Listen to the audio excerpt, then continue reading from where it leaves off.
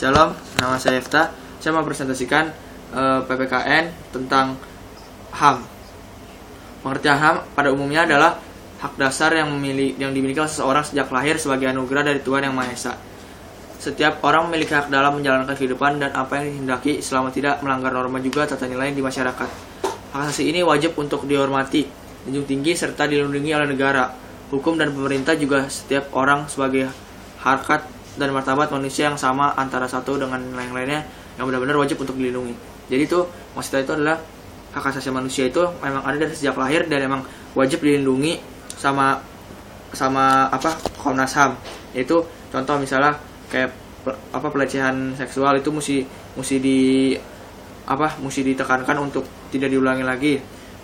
Terus pokoknya hak asasi manusia itu kebebasan hak setiap orang untuk mengeluarkan pendapat atau apapun itu, yang penting setiap manusia itu punya haknya sendiri. Karena hak asasi adalah murni pemberian Tuhan sejak lahir sebagai manusia yang patut dihormati dan dilindungi. Maka hak ini tidak bisa dengan mudah dicabut, bahkan diabaikan oleh kekuasaan maupun sebab lainnya. Jika pencabutan ini terjadi, berarti manusia tersebut telah kehilangan martabat dan nilai yang sebenarnya pada dirinya yang menjadi inti nilai kemanusiaan, yakni hak asasi. Banyak orang yang memperjuangkan hak asasi pribadinya dan mengabdikan hak asasi orang lain, dan hal yang demikian inilah yang membuat terjadinya pelanggaran akan HAM.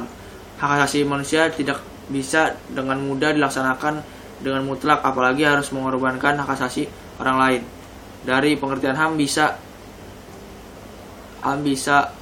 dikatakan hak asasi pribadi selalu berbatasan dengan hak asasi orang lain.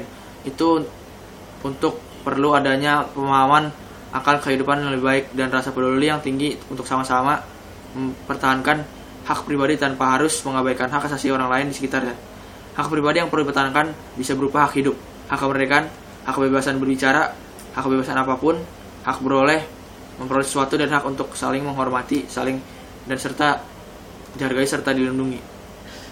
Ciri-ciri HAM itu adalah HAM merupakan sesuatu yang otomatis telah ada pada diri manusia tanpa harus membeli, meminta, ataupun hasil variasi dari orang lain, karena HAM mutlak ada pada diri manusia sejak lahir sebagai anugerah dari Tuhan Yang Maha Esa.